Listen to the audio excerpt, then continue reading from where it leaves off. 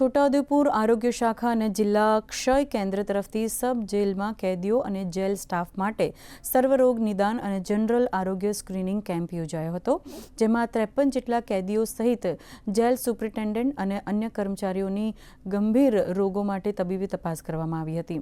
આ પ્રશંસનીય કામગીરીથી જેલના કેદીઓમાં આરોગ્ય પ્રત્યે જાગૃતિ ફેલાવવાની સાથે સમયસર નિદાનની મહત્વપૂર્ણ સુવિધા પૂરી પાડવામાં આવી છે।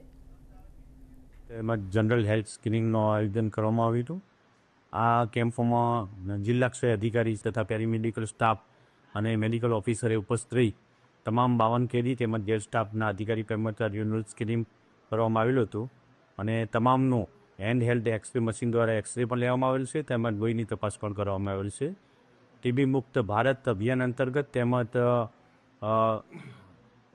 HIV રોગને અટકાવવા માટેના ભાગરૂપે આ કેમ્પનું આયોજન કરવામાં આવેલ છે।